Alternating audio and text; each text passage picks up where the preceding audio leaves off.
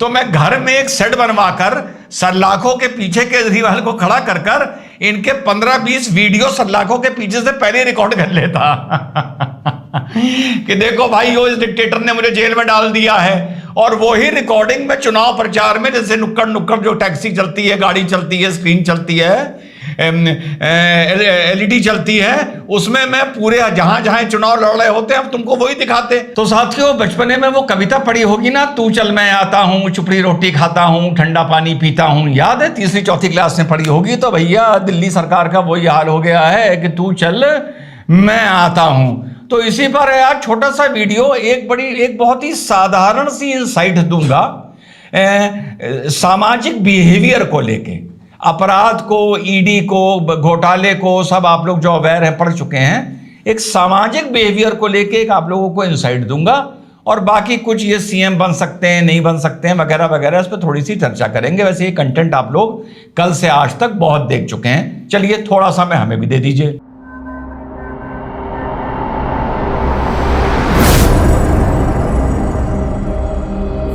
सामाजिक नजरिए से एक इंसाइट लीजिए, बिल्कुल सामाजिक नजरिए से, बिना डिटेल्स में जाए कि क्या घोटाला, क्या सबूत वगैरह वगैरह वगैरह, वो सब आप लोगों को पता है, आप लोग अवेयर हैं, काफी सुन चुके हैं। नाम आ रहे हैं कि साहब क्या भाजपा की वॉशिंग मशीन है, शुभेंदु अधिकारी पे भी आरोप थे शारदा स्कैम के, उसका क्या हुआ?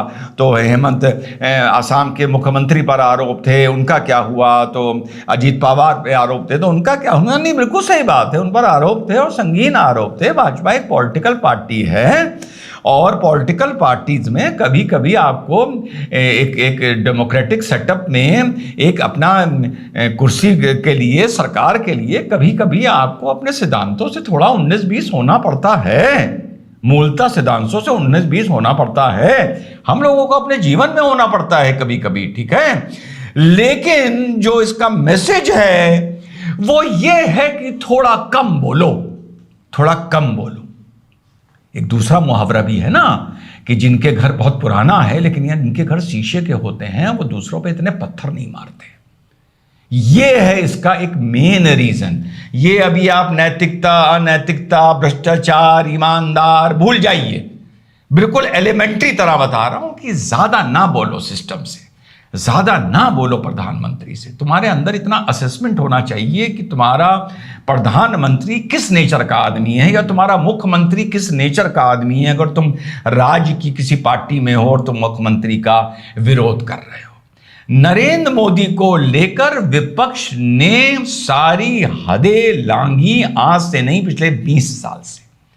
चाय वाला उसका परिवार, नरेंद्र मोदी की परवरिश, नरेंद्र मोदी की अम्मा, नरेंद्र मोदी की पत्नी, नरेंद्र मोदी का परिवार चौकीदार चोर है, कातिल है, गलत तरह से एड्रेस करना, अडानी अडानी, अंबानी अडानी अडानी, चोर चोर चोर, नहीं करना चाहिए जीवन में।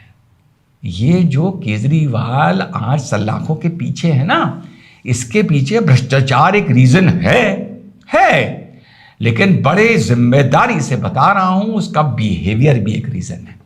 ज्यादा नहीं घुसना चाहिए। हर जगह कोई ना कोई किसी का बाप बैठा होता है। विपक्ष का एक अलग तरीका होता है, नैतिकता का, नीति का तरीका होता है। और ये बात नरेंद्र मोदी की नहीं है, ये बात फिल्म इंडस्ट्री में भी है, ये बात जीवन में भी है। ये बात, तुम बहुत अच्छा क्रिकेट खेलते रहो, बहुत अच्छे खिलाड़ी हो, तुम विराट कोहली, धोनी, सचिन के अलग अलग मुद्दों पे पंगा लिए रहो, घुसे रहो, तो क्या तुम टीम में रखे जाओगे? तुम बहुत अच्छा खेलते रहो। तो नरेंद्र मोदी के साथ कुछ लोग, और यही गलती इसने करी है। किसने? ये जो न्याय यात्रा में पूरे भारत को जोड़ने निकला हुआ है। इतना अनैतिक विपक्ष, इतना गंदा बोलने वाला विपक्ष, हर चीज में गंदगी करने वाला विपक्ष। भाई मैंने कम से कम 35 साल से मैं भाजपा का भी मैंने विपक्ष में देखा था। जब अडवाणी जी रथ यात्रा कर रहे थे, तो जो उनका शैली थी, जो उनकी गंभीरता थी, जो विनम्रता थी, वो एक ये रथ यात्रा कर रहा है, न्याय यात्रा जोड़ने वाला। इसकी शैली देखो, इसकी बातचीत करने का देखो। ये जो नरेंद्र मोदी है ना, ये जो क्या समझता है ना, इसे नहीं बोलना चाहिए। तो केजरीवाल के जेल जाने के पीछे एक रीजन भ्रष्टाचार है, तो दूसरा रीजन उसकी जुबान है।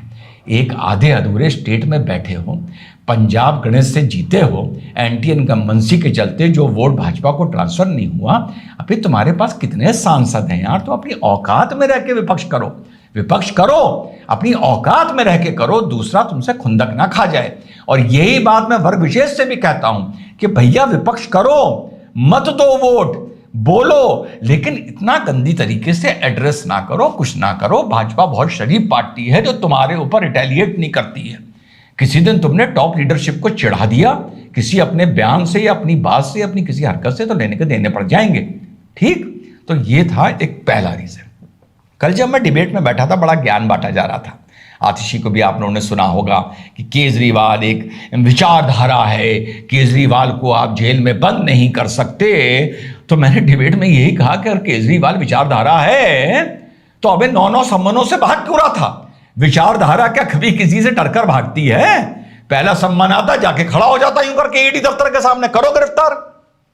भैया पहला सम्मान आता केजरीवाल को, केजरीवाल जाता ईडी के ऑफिस और बाहर खड़ा हो जाता, लो करो गिरफ्तार मुझे, और ये फोटो खिंच जाती और पूरी कैंपेन में केजरीवाल की यही फोटो चलती। तो पिछवाड़े अगर दम नहीं है, गूदा नहीं है, वैसे इस बात को एक नए एंगल से भी एंड में आप लोगों को बताऊंगा। तो भैया वो विचारधारा भाग काहे रही थी, डर काहे रही थी, हाईकोर्ट काहे जा रही थी? जाती करती, गिरफ्तार होती तो देखा जाता। होती तो राजनीति में लोग कितने कितने गिरफ्तार हुए हैं, सालों साल जेल रहे हैं, क्या फर्क पड़ता है? 2-4 महीने अंदर अगर तुम रह लेते। तो ये मैंने उनकी बड़ा बेकार किया। 9 सम्मान कह रहे हैं, टाइमिंग 9 सम्मान।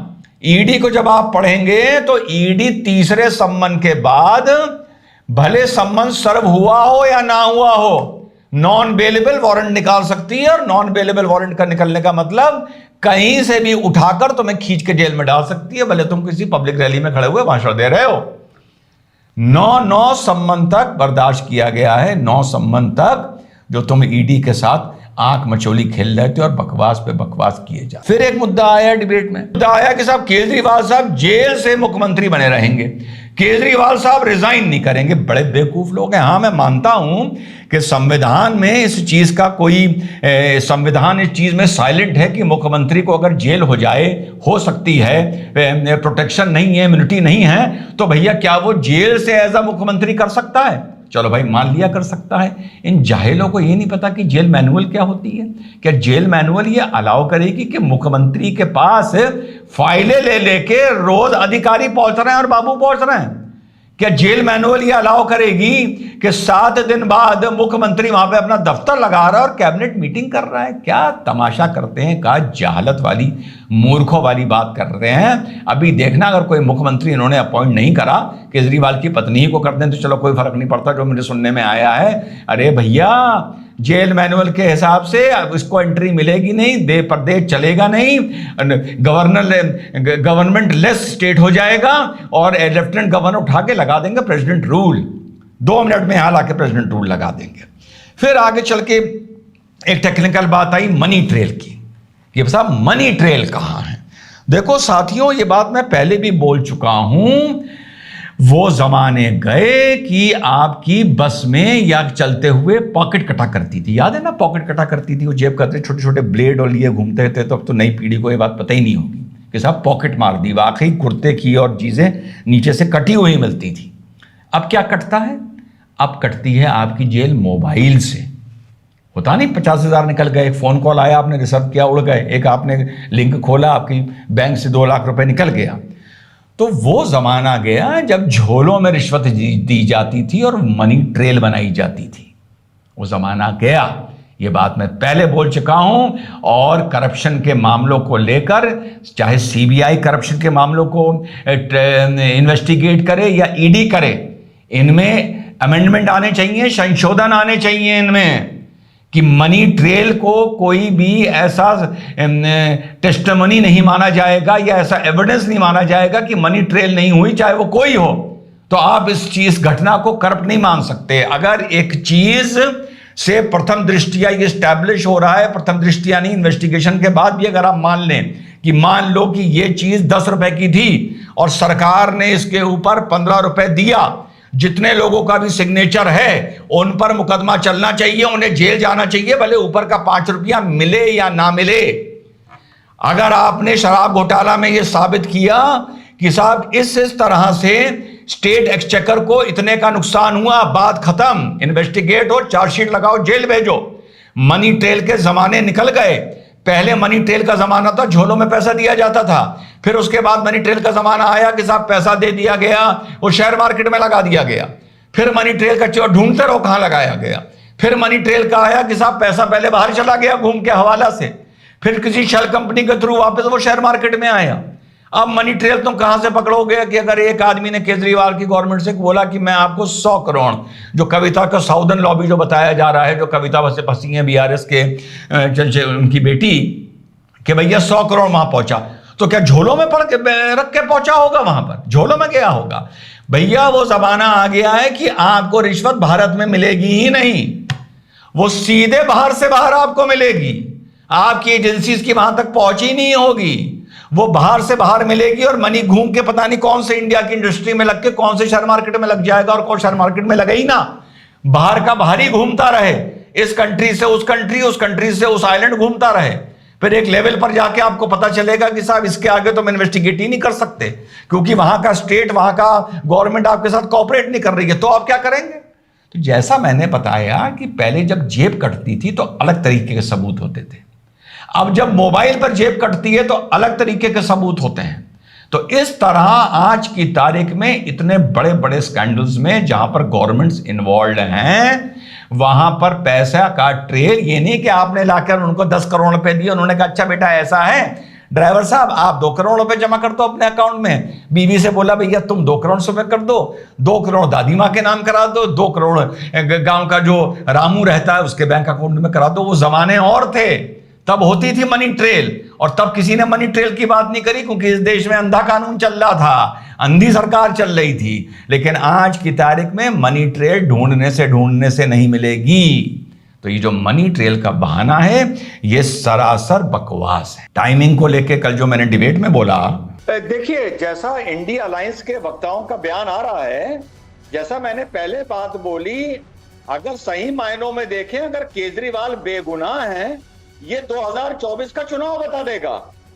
केजरीवाल जेल के अंदर से ज्यादा अच्छा चुनाव लड़ सकते हैं बनिस्बत जेल के बाहर से।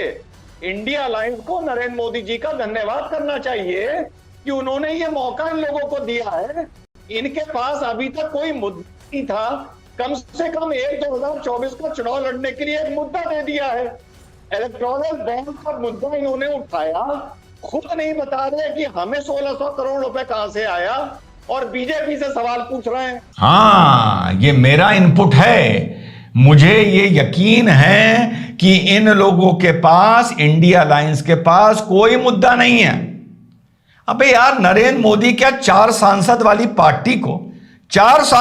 पार्टी को जेल भिजवाएगा अपना चुनाव आसान करने के लिए? इस मौके पर पहला सम्मन 9 अक्टूबर या सितंबर अक्टूबर में गया था। अब तक तुम क्या कर रहे थे वहां पर? तब तो उसके चुनाव से कोई लेना देना नहीं था। तो मेरा आर्गुमेंट यह है साथियों कि यह टाइमिंग गवर्नमेंट ने तय नहीं करी है, ये कब अरेस्ट होगा। यहां पर मेरा यह आर्गुमेंट है कि शायद केजरीवाल जो सम्मन अवॉइड कर रहा था, केजरीवाल खुद चाह रहा था कि चुनाव के पास आते आते मैं अरेस्ट हूं, ताकि मुझे चुनाव के नजदीक एक मुद्दा मिल जाए सिंपैथी फैक्टर खेलने का। अगर मैं 4-5 महीने पहले जेल चला गया तो चुनाव आते आते लोग मुझे भूल जाएंगे, शक्ल भूल जाएंगे, सिंपैथी फैक्टर में भी गिरावट आ जाएगी। तो मेरा यह आर्गुमेंट है कि यह टाइमिंग गवर्नमेंट ने नहीं चुनी है, यह सोच के कि केजरीवाल अगर बाहर रह गया तो आपके 370 नहीं, 270 नहीं, कम से कम 170 सांसद आ जाएंगे। यह कोई केस नहीं है। मेरा यह आर्गुमेंट है कि केजरीवाल ने डिले करा है ताकि सिंपैथी के दम पर उसको दिल्ली में, हरियाणा और पंजाब में थोड़ा सा वोट मिल जाए, जिसके दम पर उसके थोड़े से सांसद बढ़ जाएं। और चलते चलते जो डिबेट में आखिरी मुद्दा आया, आपके प्रतिनिधि बोले, प्रवक्ता बोले कि अब केजरीवाल साहब प्रचार कैसे करेंगे।